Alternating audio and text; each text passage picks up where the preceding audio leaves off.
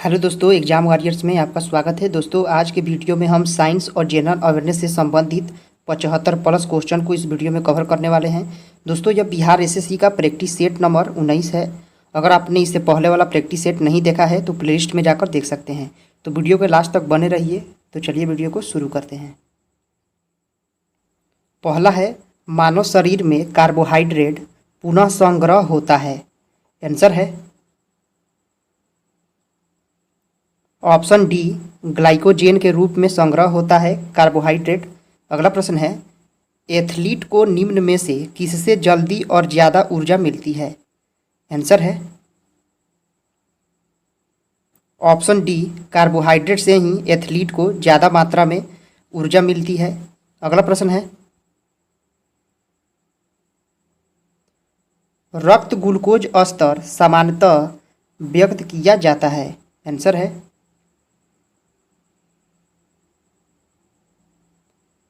Option C, भाग प्रति million में व्यक्त किया जाता है रक्त ग्लूकोज स्तर प्रति मिलियन में। अगला है, शरीर में ऊतकों का निर्माण किससे होता है? आंसर है ऑप्शन ए, प्रोटीन से होता है। शरीर में ऊतकों का निर्माण प्रोटीन से होता है। अगला है, प्रोटीन को निम्नलिखित में से क्या माना जाता है? आंसर है ऑप्शन ए, शरीर का निर्माण करने वाला माना जाता है प्रोटीन को। अगला है, एंजाइम मूल रूप से क्या है? आंसर है ऑप्शन बी, यह प्रोटीन होता है। एंजाइम मूल रूप से प्रोटीन ही होता है। अगला है, जैविक सिस्टम में रासायनिक क्रिया की प्रक्रिया को तेज करने में उत्तरदायी पदार्थ है। आंसर है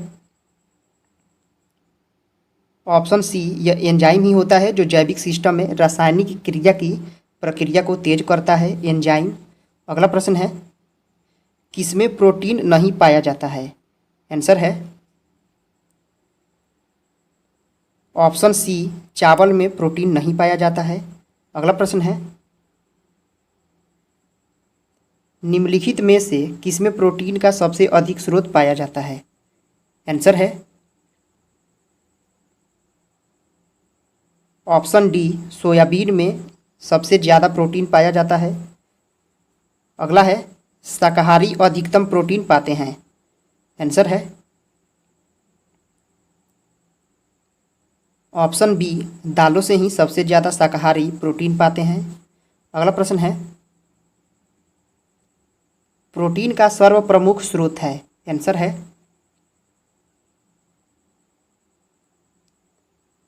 ऑप्शन डी, सोयाबीन होता है। प्रोटीन का सर्वप्रमुख स्रोत क्या है? सोयाबीन है।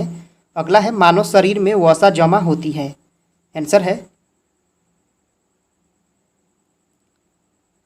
ऑप्शन बी, वसा ऊतक में ही मानव शरीर में वसा जमा होती है, वसा ऊतक में।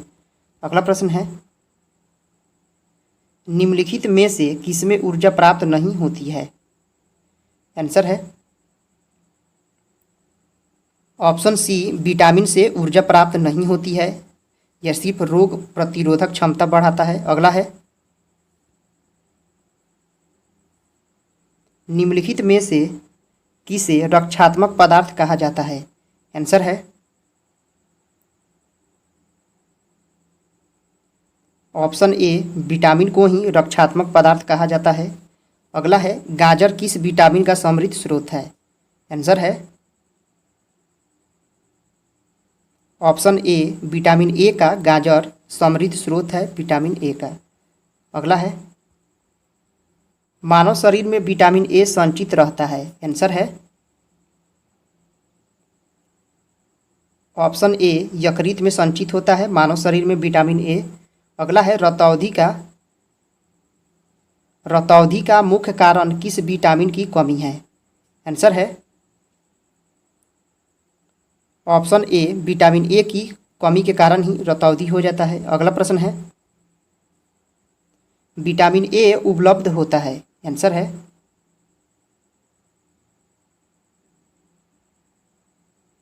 ऑप्शन सी, यह गाजर से ही मिलता है विटामिन ए सबसे ज़्यादा। अगला है, थायमीन है। आंसर है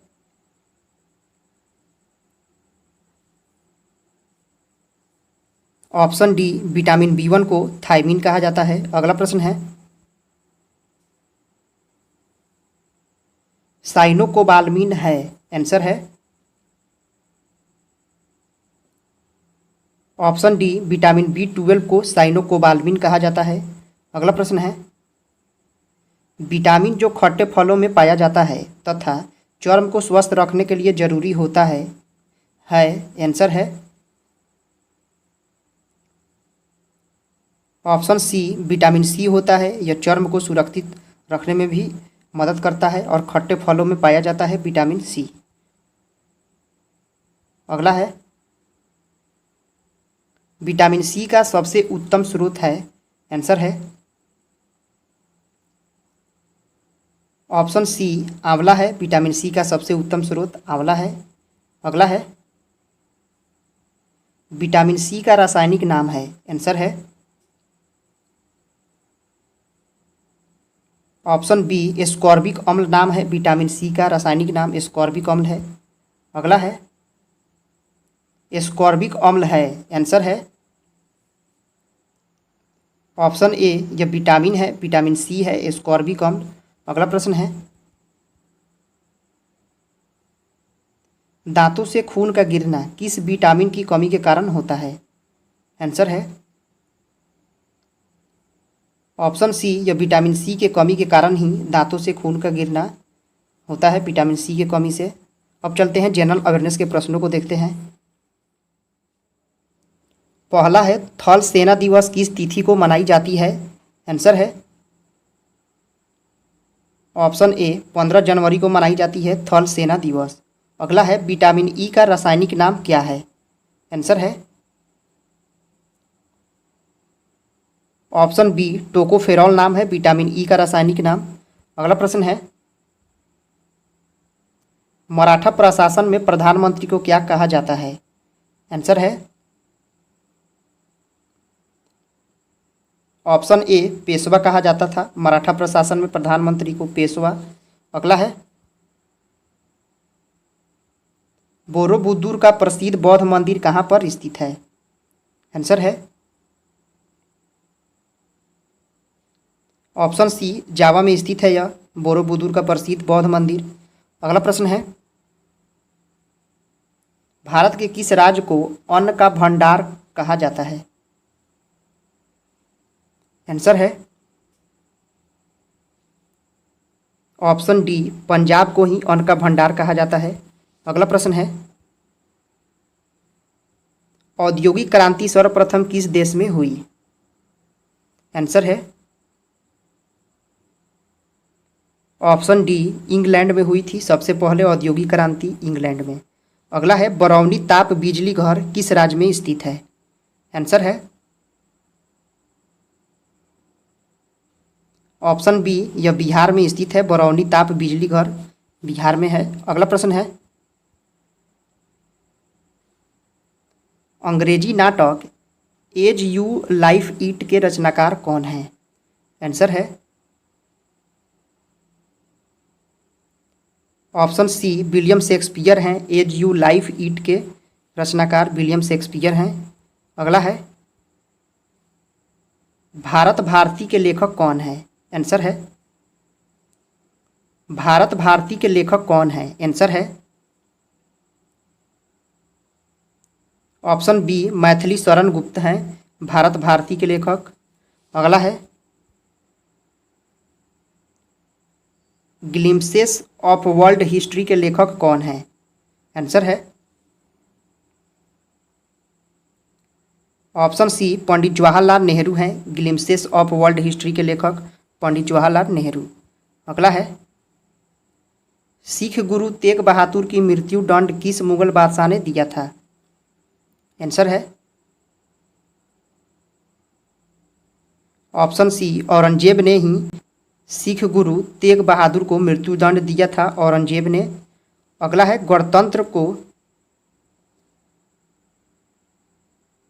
भारत को गणतंत्र कब घोषित किया गया, आंसर है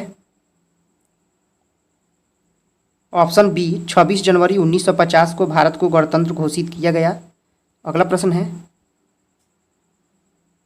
भारतीय नागरिकता को किस देश के संविधान से प्राप्त किया गया है? आंसर है ऑप्शन ए, इंग्लैंड से प्राप्त किया गया है यह भारतीय नागरिकता को। अगला प्रश्न है, हरगोविंद खुराना को नोबेल पुरस्कार किस क्षेत्र में दिया गया? आंसर है ऑप्शन डी, चिकित्सा के क्षेत्र में दिया गया है हरगोविंद खुराना को नोबेल पुरस्कार। अगला प्रश्न है, सर्वेंट्स ऑफ इंडिया सोसाइटी की स्थापना किसने किया था? आंसर है ऑप्शन बी, गोपाल कृष्ण गोखले ने किया था सर्वेंट्स ऑफ इंडिया सोसाइटी की स्थापना। अगला है, जापान ने रूस को कब पराजित किया? आंसर है ऑप्शन बी, 1905 में पराजित किया था जापान ने। अगला प्रश्न है, राष्ट्रपति शासन किसकी रिपोर्ट पर किसी राज्य में लागू की जाती है? आंसर है ऑप्शन डी, राज्यपाल के रिपोर्ट पर ही राज्य में राष्ट्रपति शासन लागू की जाती है। अगला प्रश्न है, क्रिकेट के जन्मदाता किसे माना जाता है? आंसर है ऑप्शन डी, इंग्लैंड को माना जाता है क्रिकेट के जन्मदाता। अगला है, हिंदी के कवि रसखान किस धारा के कवि थे? आंसर है ऑप्शन बी, निर्गुण धारा के कवि थे रसखान। अगला प्रश्न है, अंतर्राष्ट्रीय न्यायालय किस देश में स्थित है? आंसर है ऑप्शन ए, यह नीदरलैंड में स्थित है अंतर्राष्ट्रीय न्यायालय। अगला है, पंचतंत्र के लेखक कौन हैं? आंसर है ऑप्शन बी, विष्णु शर्मा है पंचतंत्र के लेखक विष्णु शर्मा। अगला है, भारत का सबसे बड़ा बंदरगाह कौन है? आंसर है ऑप्शन सी, मुंबई है भारत का सबसे बड़ा बंदरगाह। अगला है, भारत का सबसे गहरा बंदरगाह कौन है? आंसर है ऑप्शन डी, विशाखापट्टनम है भारत का सबसे गहरा बंदरगाह विशाखापट्टनम। अगला है, संयुक्त राष्ट्र संघ का सबसे प्रमुख अंग कौन है? आंसर है ऑप्शन सी, सुरक्षा परिषद है संयुक्त राष्ट्र संघ का प्रमुख अंग सुरक्षा परिषद है। अगला है, आग की खोज किस काल में हुआ था? आंसर है ऑप्शन ए, पूरा पाषाण काल में आग का खोज हुआ था पूरा पाषाण काल में। अगला है, नेपोलियन की पराजय किस युद्ध में हुआ? आंसर है ऑप्शन सी, वाटरलू का युद्ध में नेपोलियन की पराजय हुई है वाटरलू युद्ध में। अगला है, यूरोप में राष्ट्रवाद का जन्मदाता किसे माना जाता है? आंसर है ऑप्शन डी, नेपोलियन को माना जाता है यूरोप में राष्ट्रवाद का जन्मदाता नेपोलियन को। अगला है, दिल्ली के लाल किले का निर्माण किसने करवाया था? आंसर है ऑप्शन सी, शाहजहां ने करवाया था दिल्ली के लाल किले का निर्माण। अगला है, उच्च न्यायालय के न्यायाधीशों की सेवानिवृत्ति की आयु सीमा क्या है? आंसर है ऑप्शन सी, 65 वर्ष है उच्च न्यायालय के न्यायाधीशों की उम्र सीमा। अगला प्रश्न है, गूगली शब्द किस खेल से संबंधित है? आंसर है ऑप्शन सी, यह क्रिकेट से संबंधित है गूगली शब्द। अगला प्रश्न है, विश्व जनसंख्या दिवस किस तिथि को मनाई जाती है? आंसर है ऑप्शन डी, 11 जुलाई को मनाई जाती है विश्व जनसंख्या दिवस। अगला है, भारतनाट्यम किस राज्य की लोक नृत्य है? आंसर है ऑप्शन सी, तमिलनाडु की है भरतनाट्यम। अगला प्रश्न है,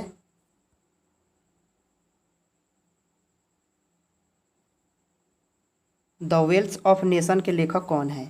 आंसर है ऑप्शन बी, एडम स्मिथ हैं द वेल्थ ऑफ नेशन के लेखक एडम स्मिथ। अगला है भारत का राष्ट्रीय फूल क्या है? आंसर है ऑप्शन बी कमल है। भारत का राष्ट्रीय फूल क्या है? कमल है। अगला है मेजर ध्यानचंद का संबंध किस खेल से है? आंसर है ऑप्शन बी हॉकी से है। मेजर ध्यानचंद का संबंध हॉकी खेल से है। अगला है भारत के किस राज्य में एक प्रकार का सिविल कानून लागू है? आंसर है ऑप्शन डी गोवा में लागू है। यह भारत के गोवा में सिविल कानून लागू है। अगला है दिल्ली के लाल किले में मोती मस्जिद का निर्माण किसने करवाया था? आंसर है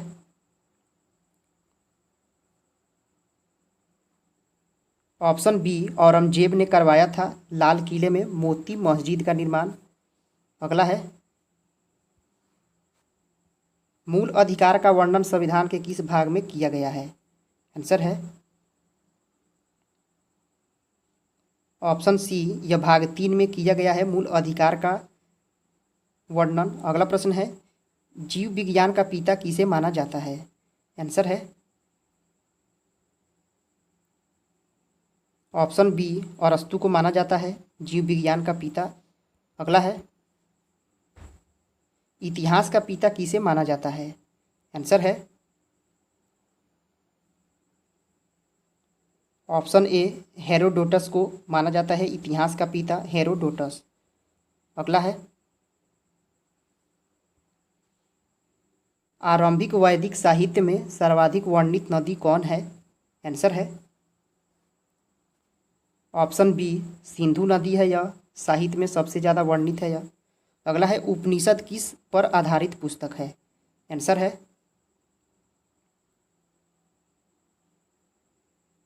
ऑप्शन सी यह दर्शन पर आधारित पुस्तक है उपनिषद।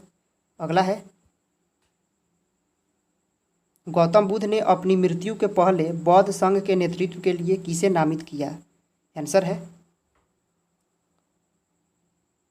ऑप्शन ए महाकश्यप को नामित किया था गौतम बुद्ध ने मृत्यु के पहले। अगला है जैन धर्म में पूर्ण ज्ञान का अर्थ क्या है? आंसर है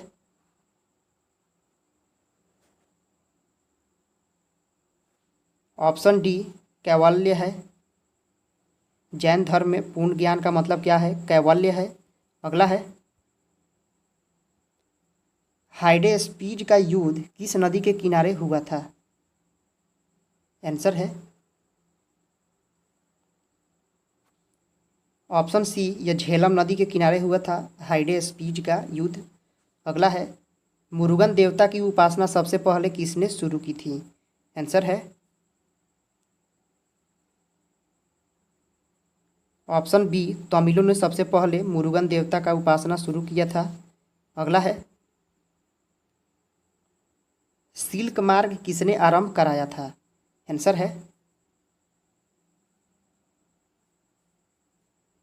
ऑप्शन ए कनिष्क ने ही सिल्क मार्ग को शुरू करवाया था कनिष्क ने। अगला प्रश्न है संगम काल में मंत्रियों को क्या कहा जाता था? आंसर है ऑप्शन बी अमायचार कहा जाता था। संगम काल में मंत्रियों को अमायचार कहा जाता था। अगला है उज्जैन का प्राचीन काल में नाम क्या था? आंसर है ऑप्शन ए अवंतिका नाम था। उज्जैन का प्राचीन काल में अवंतिका नाम था। अगला है राष्ट्रीय डेयरी विकास बोर्ड की स्थापना कब की गई? आंसर है